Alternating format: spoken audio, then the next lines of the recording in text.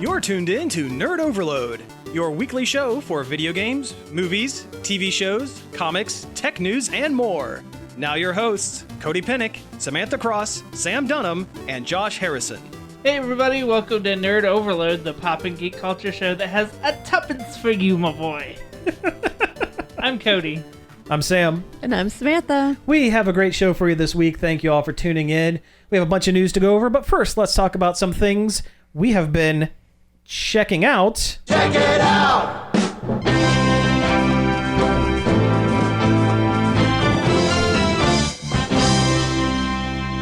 You know, you would think by this point, I would be sick of it. I'm not sick of it. I forgot about it again. You forgot about it again? Caught me off guard. We've been playing, off mic, we've been playing clips from the Nerd Overload soundboard for like 15 minutes. Yeah, I know. And you forgot about the Check It Out song. I didn't think about it. Huh. I'm concerned. So the last couple weeks, I've started with the check'ems. So you guys, why don't you guys start with the check'ems this time around? What have we done? What do we got? What did you guys do? We watched Palm Springs the other night. Yeah. The new Sandy Amberg. Sandy Amberg. The new Sandy Amberg vehicle. the new Samdy Man. The new Andy Samberg movie that's on Hulu. It's a Hulu original. It's a time loop story, like your Groundhog's Day. Oh, okay. Like your Groundhog's Day. Sure. But done in a clever and different way, and with a kind of a romantic comedy bent to it. Oh. It was really good. Yeah. I liked it. It wasn't super lose it hilarious, but it was entertaining. Yeah. And it was a nice story. It's the only time loop movie I've ever seen where it's not really spoilers. You know they're going to get out of the time loop. They get out of the time loop by learning a bunch of quantum physics. Oh, really? Oh, wow. That's awesome. I like that. It's like, well, I've never seen that approach to it. Yeah, they never try to find an actual mathematical reason for the time loop. Most movies, it just kind of, eventually they learn a life lesson and they're out of it. But I mean, they still learn a life lesson. I think the back and forth between Andy Samberg's character and J.K. Simmons' character is my favorite. Oh, stuff. he's in there? Yeah. Don't spoil it.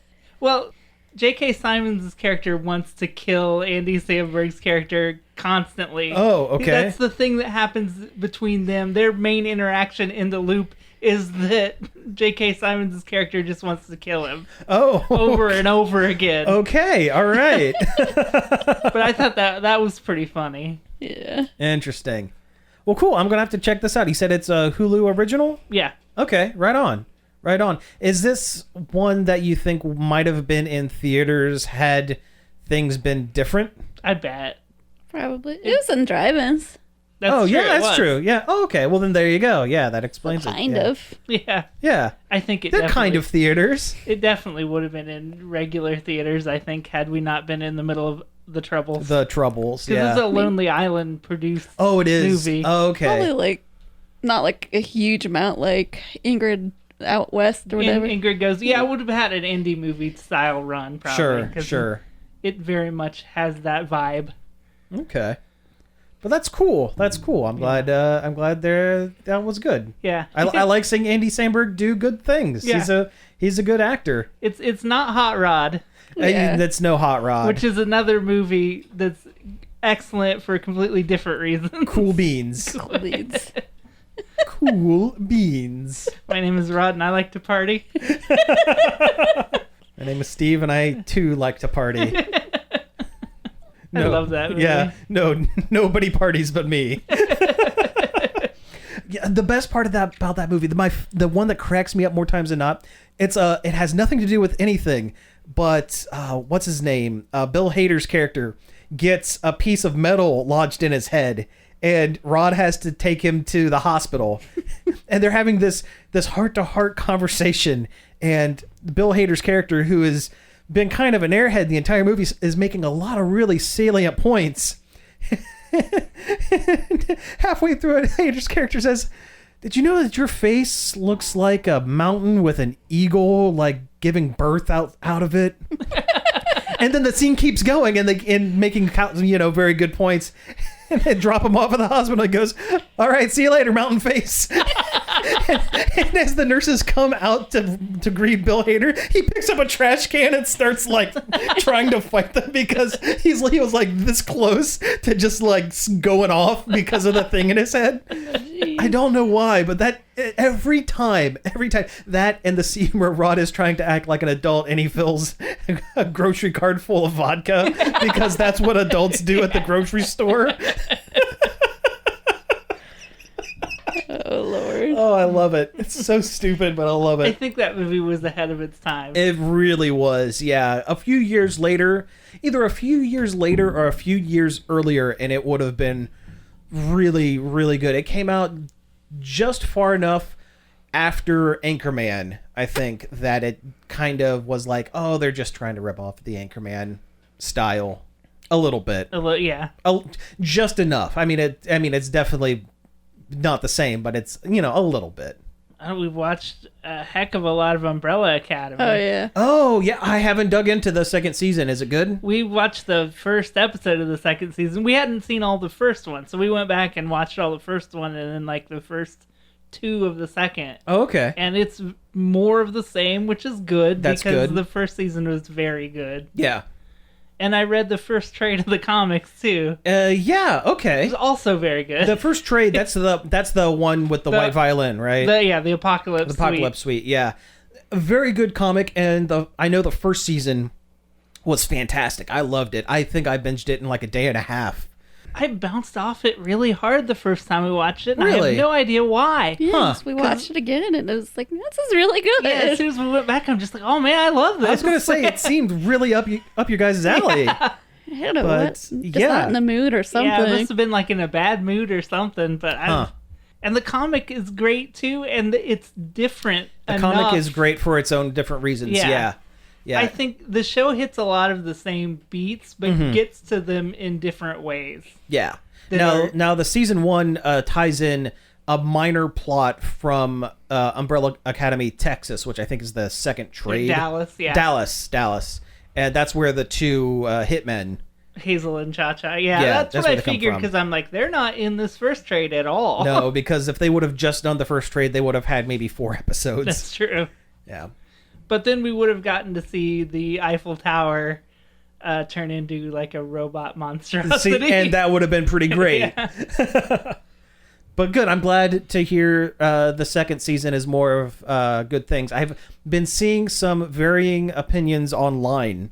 Mostly folks saying, "Oh, it's not like the comics," but it's never going to be like the comics. Doesn't need Why? to be. Yeah, the It doesn't need to. The Exactly. comics exist. Like, if you want the comics, Read comics. it's interesting to see a different take on a story because now it's different. Yeah. I enjoyed both things for what they were. Yeah.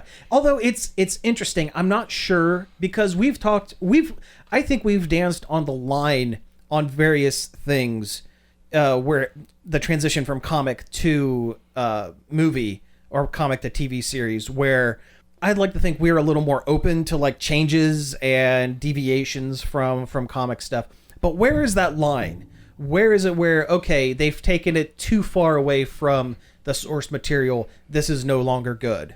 I don't know. Because that line is definitely there somewhere. The Umbrella Academy comics are definitely a lot more comic booky than the show is. Like, they have uniforms and code names that, well, they have them in the show too, but they're not as big of a part. Like, Right. Like, they don't hardly ever call Luther Space Boy except for, like maybe 2 or 3 times. Because Space Boy's a dumb name. Yeah, exactly. It's a dumb, very comic booky name.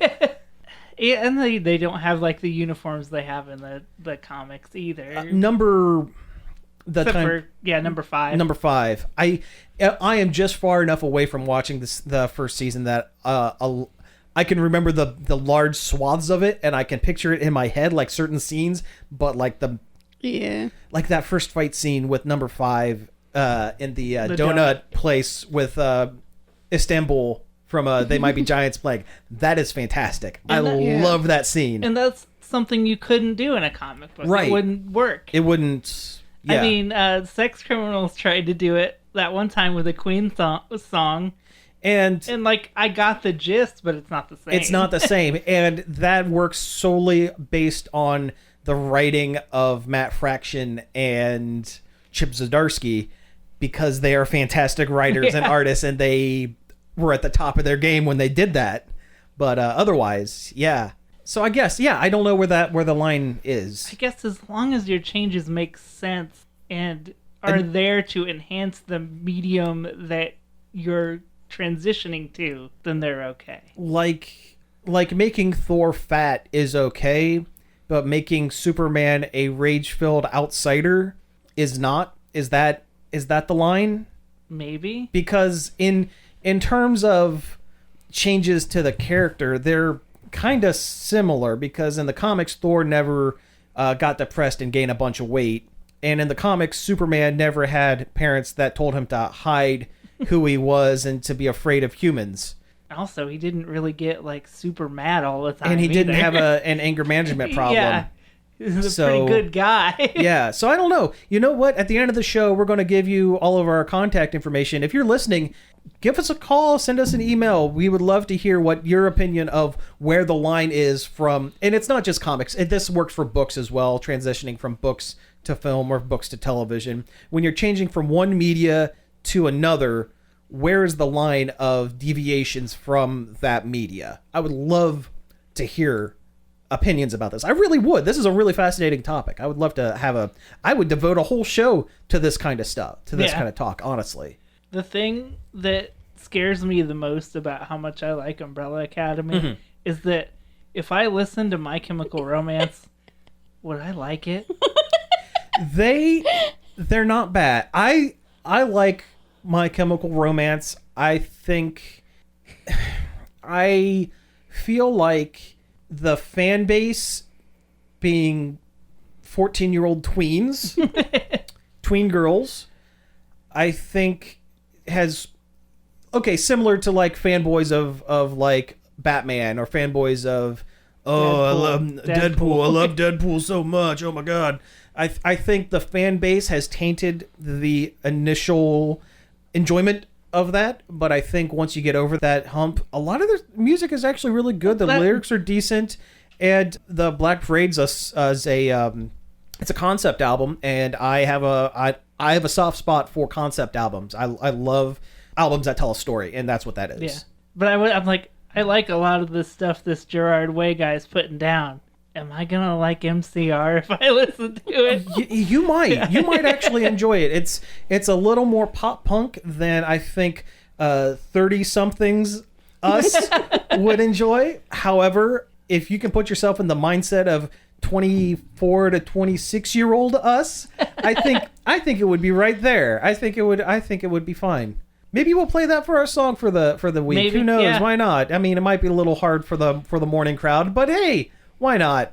I've put a lot of time into Ghosts of Tsushima as well. Oh yeah, the latest PlayStation exclusive game since Last of Us, which I didn't really get all the way into The Last of Us last week because we ran out of time. Oh yeah. But now I forget what my point was. Well, if it comes to you, we'll get to it. But Ghosts of Tsushima, how is it? An awesome open world, like samurai good time. Like it's just wall to wall cool samurai stuff. Hit people with a sword, wear a cool straw hat on your head. Okay, I was going to ask, is it actual samurai stuff, or is it Kurosawa style? Oh, it's Kurosawa. Okay, perfect. That's at the perfect. beginning of the game, they set like what kind of visual. You have some visual options, and one of the options is literally Kurosawa mode, and it makes the game black and white and kind of grainy, and actually lowers the frame rate to like a film. Oh, that is so cool. That is so cool. Kurosawa did Seven Samurai, just for folks who are listening. Yeah, but no, that's so cool. The only thing that is kind of irks me is that he has to break his samurai code and like kill dishonorably. So you become a ninja in your samurai game. And it's like, if you want to make a ninja game, why don't you just make him a ninja? because samurais are cooler. I mean, I like the idea of the warrior, the honorable warrior that refuses to do a sneak attack and just like, come get me now. Like, that was cool. And when they started to turn the other direction, I'm like, well, I'm enjoying the game, so I'll go with you. But I really like the idea where you couldn't do stealth because that's not the character. Yeah. Yeah, that's not who he is. Huh. Interesting. I wonder, do they at least try to explain it satisfyingly in the narrative of why you're doing that? Okay, well, I can get by that then at least. He's literally the last samurai left on the island after Mongols attack. So he pretty much has to take any advantage he can get on this whole army of Mongols. Yeah, well then that I would say that is that's reason enough. I would give that a pass. Yeah. Maybe, I want a samurai game where you be a samurai. Sure. Which I guess, that exists. There's a series called Way of the Samurai that is basically that, and I guess I could go play that if I wanted. But then you wouldn't have the new. Yeah, exactly. So, yeah. And it wouldn't be a gorgeous open world experience. The way it tells the story is really interesting because it's really open, but it still manages to kind of lead you into different stories that combine. Interesting. He's trying to grow an army, or not an army, but at least enough help to rescue his uncle who's captured by the Mongolians in a big castle somewhere. Oh, cool. And you just go along helping people out, and then after you help them, they help you kind of situation. Oh, that's awesome. Yeah, that sounds really, really cool. Now, that's a PlayStation exclusive, right? Yeah. Okay. So, yeah, it probably won't be. Maybe you'll get lucky, and it'll be like a Horizon Zero Dawn situation where, like, in 6 years, it'll be on PC. It'll be on PC, yeah. It'll have a subpar port for the PC. Hey, well, that's my lot in life, I guess. I mean, I like it more than I thought I would. I thought it'd be just okay, but it's actually really cool. That's awesome. Yeah, I've been hearing really good things about it. I haven't seen or heard too many negatives, so that's awesome. Well, I have a couple of movies I watched I can go and talk about. So do you remember back in the day, and in the day I mean like 5 or 6 years ago, where they would sell those Mill Creek 50-pack DVD sets of like movies that those crummy movies, the bad transfers, usually VHS rips of things. Half of them are Mystery Science Theater movies, like literally. Literally, yeah. So I love those things, and I remember when they were in stores, and I bought a ton of them, and I finally started going through and watching some of them. So I'm going to talk about 2 movies from one of the many sci-fi packs because I was in a mood. So the first one I want to talk about is called Abraxas, Guardian of the Universe. Sounds really familiar. It should, because... Is it a bad movie night movie? It's a bad movie night movie starring Jesse the Body Ventura and another guy by the name of Sven Ole Thorsen. Now, if that name sounds familiar and you're a fan of Kevin Smith movies, he is LaFours the mall guard in Mallrats. And it is a painfully Canadian film in which 2 meat-faced aliens come down to Earth and punch each other in the woods. And does he get clonked on the head by a sock full of quarters? I wish. No, there's the main plot of the movie is they're like space cops. And one space cop comes to Earth and has decided, I'm going to be a villain. I want to take over the Earth now, or the universe. So I need to make a half human, half alien baby, but don't worry, it doesn't get gross.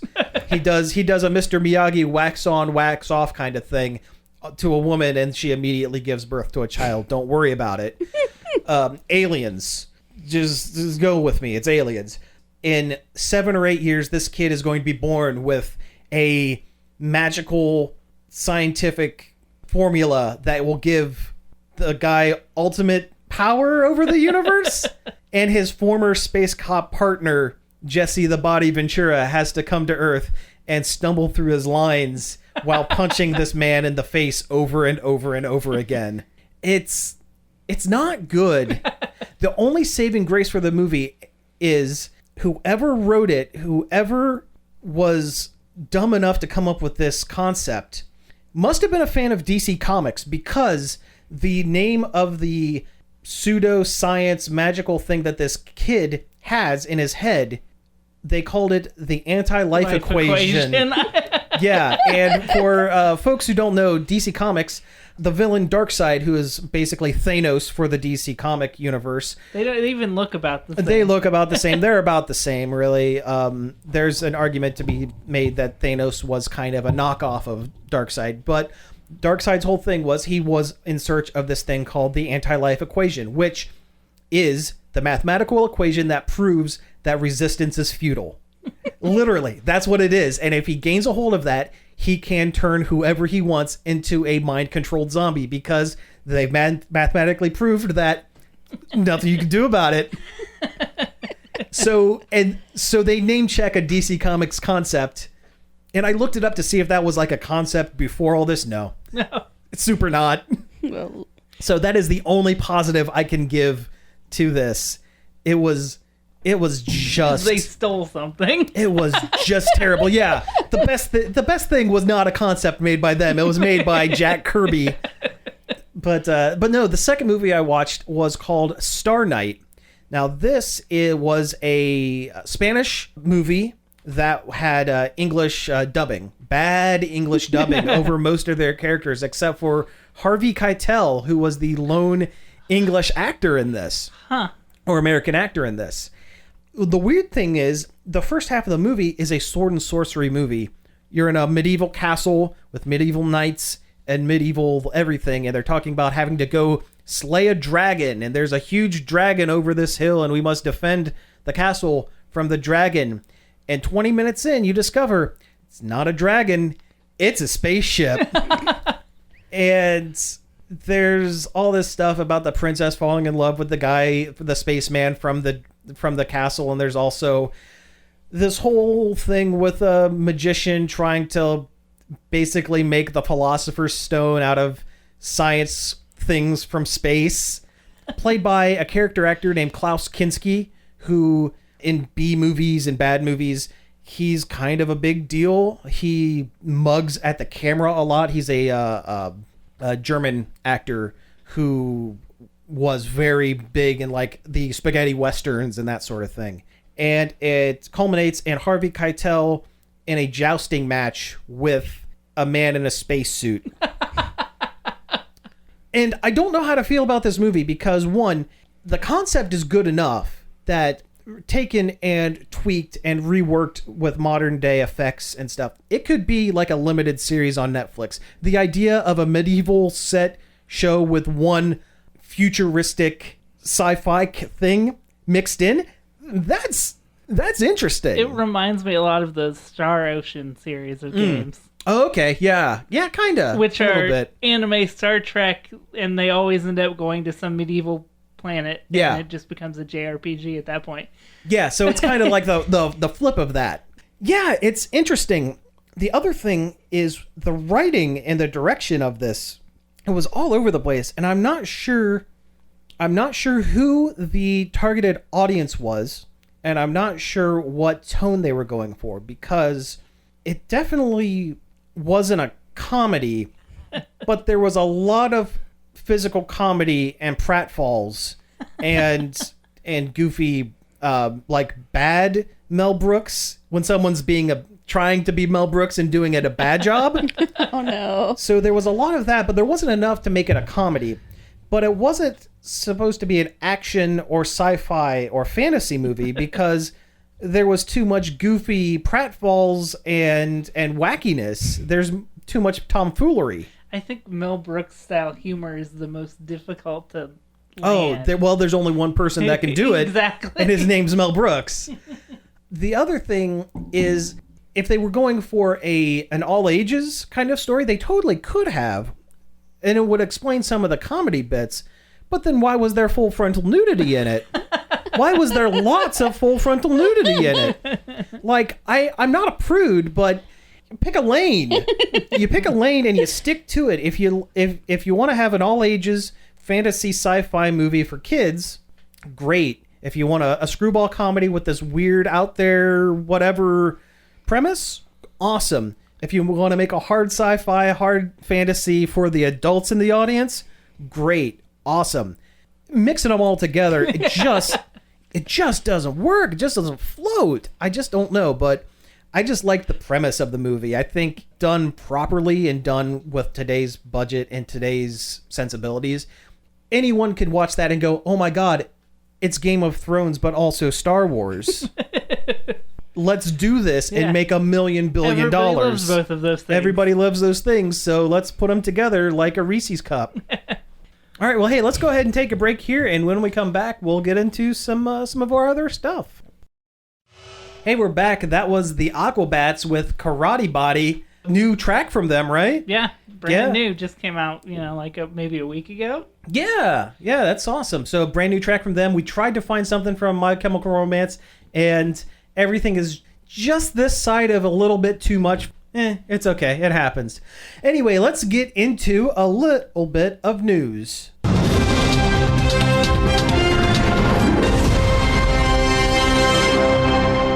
I said that weird because I had a burp coming. Oh, no. All right. So anyway, let's go ahead and get into our news. And the first thing we want to talk about is Star Wars? Star Wars news. Star Wars news. Oh, that felt a little too Nerd Crew. What, that? Just the whole Star Wars news moment. Sorry, do you want me to throw a little bit of mask in there? Sure. Somebody stop me! But they are doing a new Star Wars holiday special. It's Lego holiday special. It's interesting just to see them even touch the concept. Yeah, not only are they touching the concept. So this is a Lego. They do a lot of these. It's kind of like the Lego movie or the Lego Batman movie, but the Lego company, they do a lot of direct-to-video, a lot of direct-to-DVD things. Mostly Star Wars and DC Comics based stories. Ninjago, there's an entire Ninjago TV series with this kind of stuff. I've tried to watch one of the DC Comics ones. They're okay, but they're not. Well, the Lego movie was good. Maybe this is good. No, it's for kids. Oh yeah, it's very for kids. However, this one might be a little different. So this is going direct to Disney Plus, and it's being released near the end of November. So plenty of time for watching it around the holidays. And the writer of this has said with no uncertain terms, there will be references to the 1970s Star Wars holiday special. We don't know what references, but they're going to be there. I mean, Mandalorian already made Life Day a canon thing. Yeah, so. And so will this. The story is Rey Finn. That's their ship name, I guess. Rey, Finn, Poe, and BB-8 have to help Chewbacca get back to Kashyyyk for Life Day. To see his son Lumpy? To see his son Lumpy and his wife Mala and his granddad Itchy Baka. Maybe Jefferson Starship will be there. Who knows? But I am morbidly curious to see how this goes and what kind of references they throw in. I know she is past, but will we see a Lego B. Arthur? I'm hoping so. Could. Who knows? There should have been a Lego Golden Girls set before there was ever a Big Bang Theory one. I agree. But that's neither here nor there. Yeah. Say, where did that go from? I agree. No, but I agree with you. B. Arthur made me think of Golden Girls. I guess so. But yeah, this is kind of interesting. I'm curious to see where it goes, and maybe it'll break the mold of the for kids only direct to DVD Lego movie kind of stigma. If anything could do it, Star Wars. I guess. I don't guess. know. There is a lot of Star Wars content that is kids only. Adults wouldn't enjoy. Well, yeah. Whenever I think of the Life Day special, the original one, the holiday special, I think of that quote from George Lucas. If I had time and a hammer, I would go out and destroy every single copy of the Star Wars Holiday Special. And then he made the prequels that are almost as bad.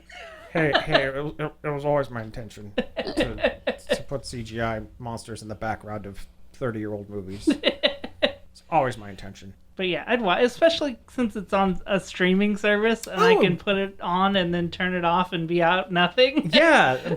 However, we could do that and be out nothing. You know what you couldn't turn on and turn off and be out nothing? The Mulan movie. Yeah, and possibly Black Widow. And possibly Black Widow. We're rolling into the next topic. Here we go.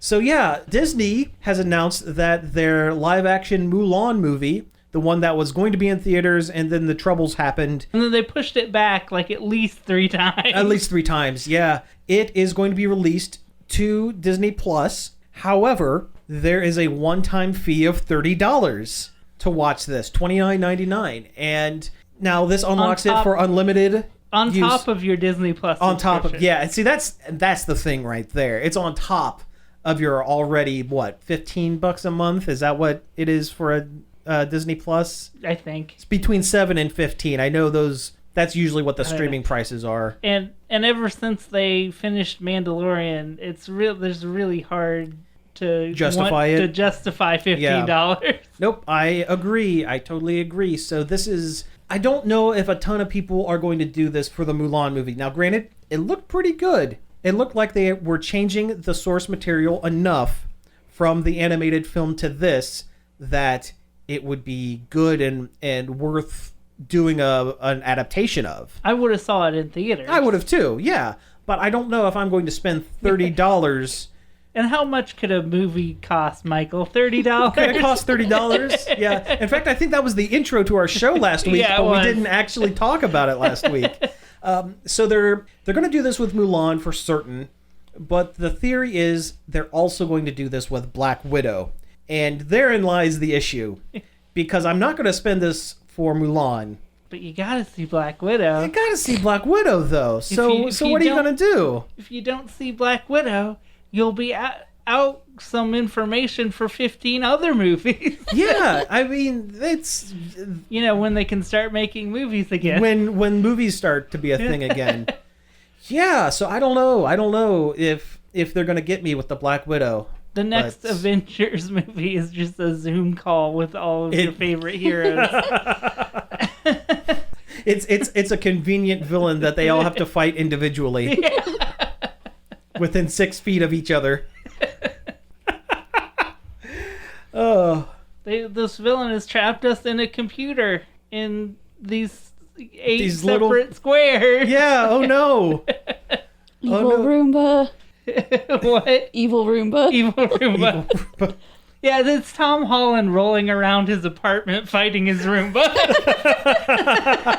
Perfect. I'd watch that. Yeah, I would too. That would be pretty great.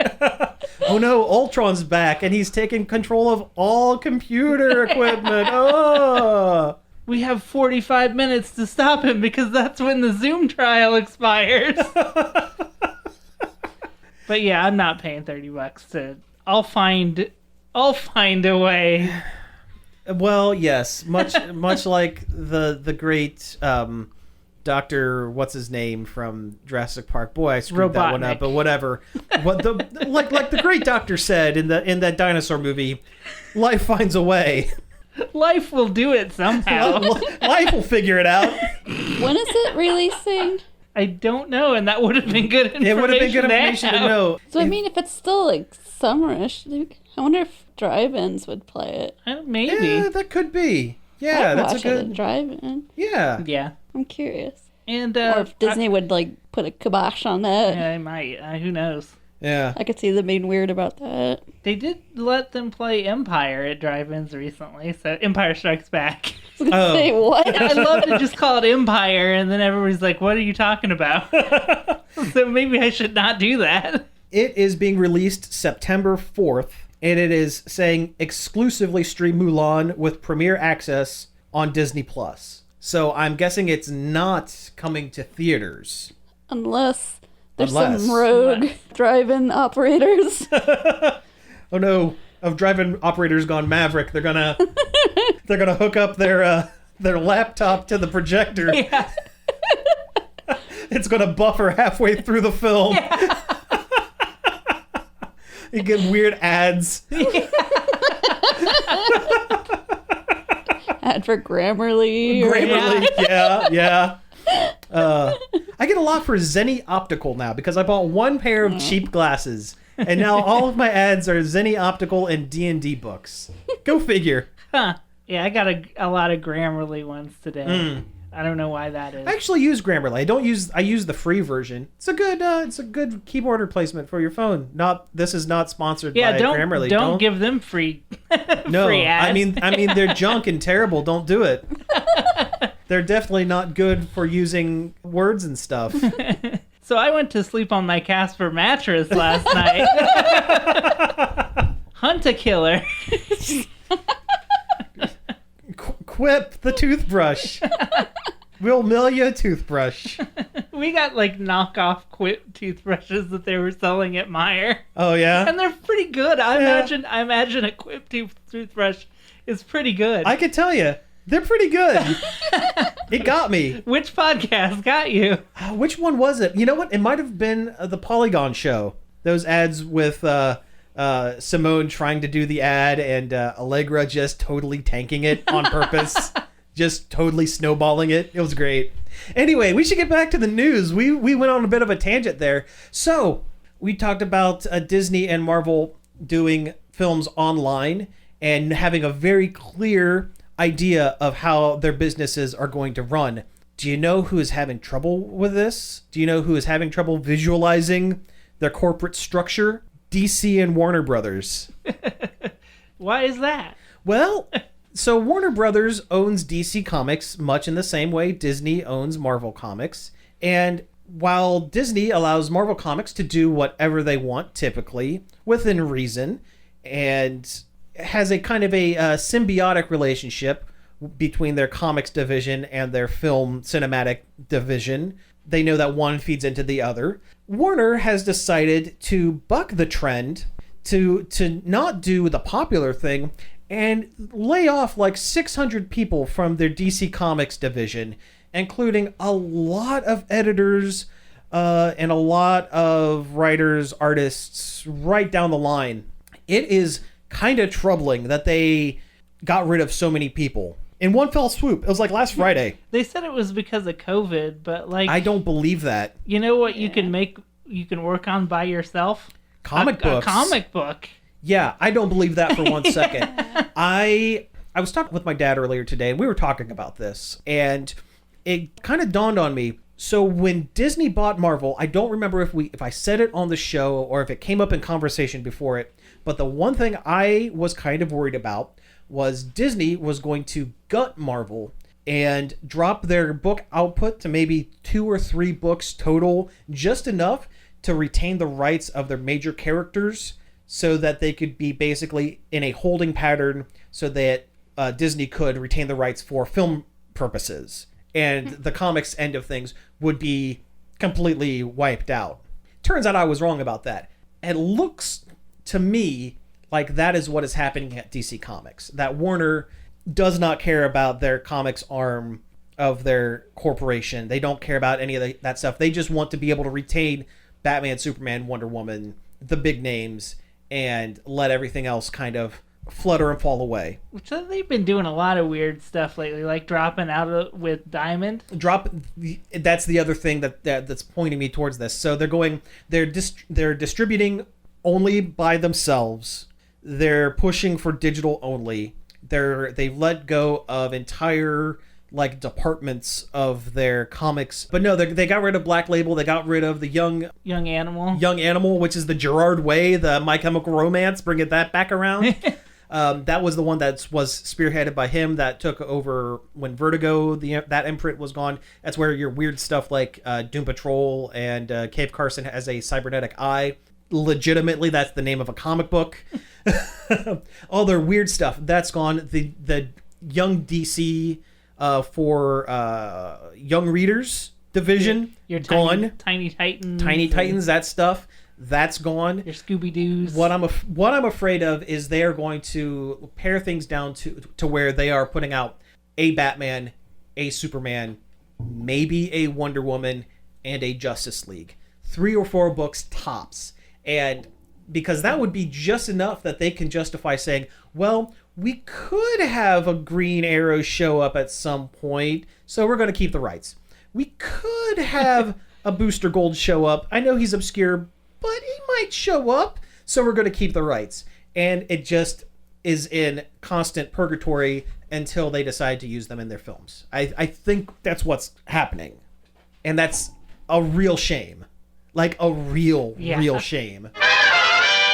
Hey, Sam from the future cutting in. As I was editing this week's episode, news broke that DC is canceling comic titles Batgirl, Batman and the Outsiders, Justice League Odyssey in October, as well as Teen Titans, Young Justice, Suicide Squad, Hawkman, and John Constantine Hellblazer in November, along with the possibility of Aquaman ending and the limited series Batman, The Grave, and the Metal Men all ending very soon. So this adds a little more credence to the conversation we are having currently. Now back to past Sam, Cody, and Samantha. I don't know what to add to that. Yeah.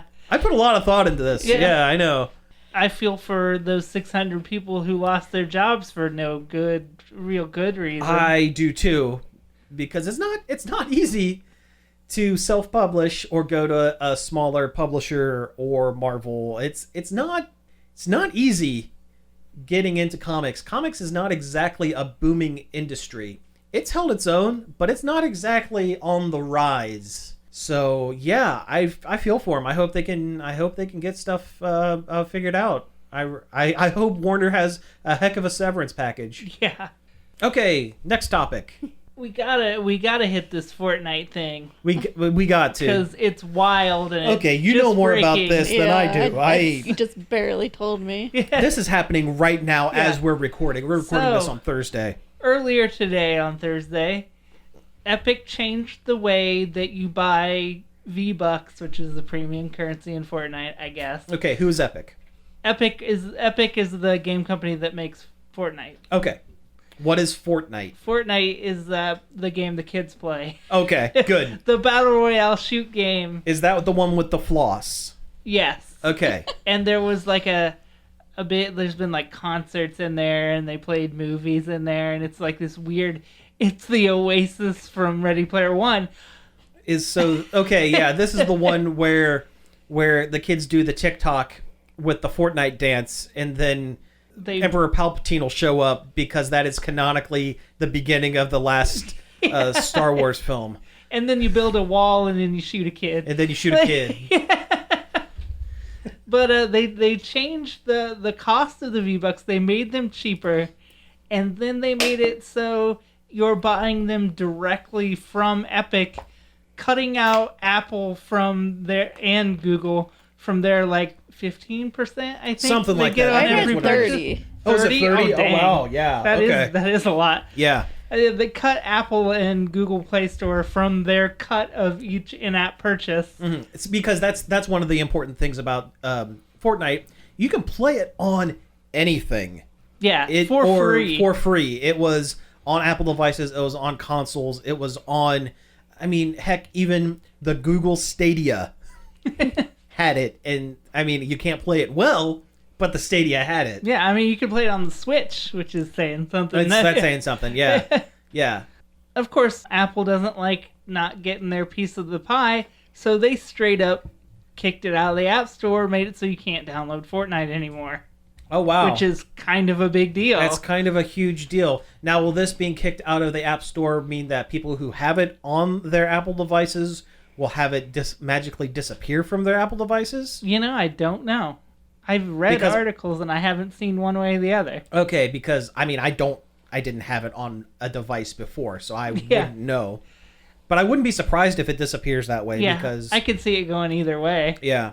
So in retaliation to that, Epic is suing Apple. Oh wow. And they did this whole like parody short film within Fortnite that's like a parody of those 1984 commercials they did when they introduced the Macintosh. Oh yeah, as the kind of sticking it to Apple thing. Wow. It's wild, and it'll be interesting to see who comes out on top in this one. Yeah, because that is going if Fortnite wins, that will set a precedent for any other game developer to circumvent their premium currency plan, right? Yeah.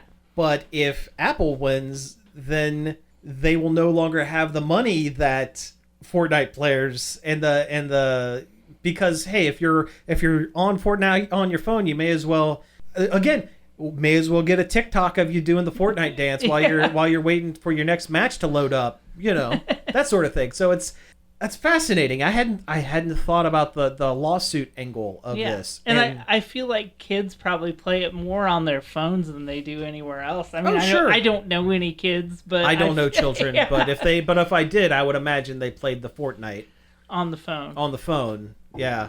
I feel so old. Yeah. My nephew was playing it on his PlayStation. That's true. But no, this is wild. This is wild news, and I honestly cannot wait to see where it goes, because this is big. The thing that sucks, though, is it's just two big companies that already have too much money squabbling over who gets 30% of money they don't even really need. I guess the best way this could end up is that Apple, lessens their stranglehold on their own store. Yeah, that either lowers their ungodly large percentage of 30%, or just opens it up for everyone, for indies and smaller companies. That would be great. Absolutely. So I guess Epic is who you would want to root for in this situation. If you had to. Yeah. Yeah, I mean, there's no one's a real hero in this one, but if you had to pick one, I guess it's the Epic. Did you say that it got removed from Google? Because it did too. Play Store. Yep. It got removed from the Google. Oh, that's store right. as well. Yeah, I think we were just talking about Apple, but yes, the Google Store as well. So it's that's huge. I don't know if they're suing Google. I don't think so. I think it's just Apple right now. Really? That's weird, because Apple and Google are kind of on the same level. Yeah, Epic is suing Google now too. That happened about 10 minutes after we stopped recording. Okay, so let's do a couple more here. Listen, we got to talk about this Blazing Saddles thing. We got to. And you know more about the background of this than I do, but you know how Blazing Saddles is an amazing movie that everyone likes to point at and say, this is a movie that couldn't be made right now. Even though it absolutely could. Even though, one, it absolutely could, and two, it almost couldn't have been made back then. There was only one person that could have made Blazing Saddles, and his name was Mel Brooks. It would not have worked any other way. Well, as it turns out, they're making a remake of Blazing Saddles. Kind of. Kind of. Okay, so picture this. Blazing Saddles, but instead of cowboys and Indians, they're samurai. Okay? I mean, that kind of makes sense. I mean, samurai movies and cowboy movies, Seven Samurai, Magnificent Seven. It's not great. Samurai. But you can see. Samurai are just Japanese cowboys. Yeah. So you can kind of see the strings a little bit there, I guess, right? What if I said it's also animated? Okay. That's the only way you can make a movie now. Yeah, that's true. Very true. You can't do movies face to face anymore, and I guess that way they can get away with a little more pratfall-y stuff, I suppose. If the animation's good. There have been animated movies that are for adults or for an older crowd. It can work. Heavy Metal. Heavy Metal being one. What if I said it's a family film about cats and dogs? But not the family film Cats and Dogs. Oh, God, no. Or Cats and Dogs 2, The Return of... I forget the... Never mind. I don't know, yeah. But no. I almost just said the Bond character's name. Blazing Samurai, a pseudo-remake of Blazing Saddles, starring cats and dogs set in a Japanese town. is going to be a movie for families? And this has been in like development hell for I think probably decades at this point. For a reason. Because it's a terrible idea. Now, here's the question. If you're told, okay, Cody, you absolutely have to do this film. You can't say no. How do you make it? Do you go fully for the kids and take its legs out completely? Do you go hard R? Do you just do Blazing Saddles? Do you have animated creatures saying words that no animated creature should ever say? Things that I cannot say, that I would love to say on radio right now, but absolutely cannot. Oh, I don't know. I feel like they're probably going to aim it at kids, right? That's the thing. No one knows. There's been maybe 3 pictures and and a thing that says from the minds behind some animated movie and some of the folks behind Blazing Saddles, which they would put Mel Brooks' name on it if Mel Brooks was a part of it, you would think. That you would want that cachet. So some other producer maybe was part of. I'm looking at the poster, and it's not great. No, it's not great. It's a big, fat samurai cat's butt. My guess is that's Mongo. And it says, prepare to crack up. That's where you put the laugh in. Oh, I don't have a laugh track. Give me the rim shot. Yeah, I'm guessing that's Mongo. Probably. Oh, it's got Ricky Gervais. Oh, no. Oh, it's going to be He's the bad guy. It's got Michael Cera is the dog. Okay, no. Ricky Gervais is the bad guy. Sumo the gentle giant. They're not even calling him Mongo? No. What? George Takei's in it. Oh Mel my. Brooks is the Shogun. So that's how they're getting around it. They're saying, oh, it has... Mel Brooks is totally on board. He'll bang out all of his lines in an afternoon. It's got Mel B. If you want a Spice Girl in your movie. There's 2 Mel B's in this movie? Yeah. So this is a terrible idea that shouldn't happen, right? Right, yeah. Yeah. Trying to find out when they started working. It looks like they started working on it in 2016. Wow. So, Oofa doofa. 6 years. 6 years of development. That's not great, folks. and it's changed rights from different film companies, and it's been a mess, and it's going to come out a mess. That's my guess. Yeah, this is going to be really bad. All right, well, hey, we have hit time, so let's go ahead and wrap things up for the week. You have been listening to Nerd Overload. Thank you very much for tuning in. You can find us each and every day over at nerdoverload.com. You can also find us on all of our social medias, whether that be Facebook, Twitch, Instagram, or the bad website Twitter at Nerd Overload Now. You can email us at staff@nerdoverload.com. You can give us a call on the Nerd Overload hotline. Leave us a voicemail, and we might play it on the show. The number for that is 586-372-8020. Tell us which Mel Brooks movie they should make a cartoon of. And you can't say Spaceballs, because they already did that, and it was bad. You can also find all of our back episodes on various podcast apps like Apple Podcasts, Spotify, Stitcher, and more. And finally, I'd like to thank David Pencil for the use of our intro and outro. You can find more of his stuff at davidpencil.com. So again, thank you all for tuning in, and we will be back next week. Here's where I'd tell you to go listen to my SoundCloud, but I don't have one.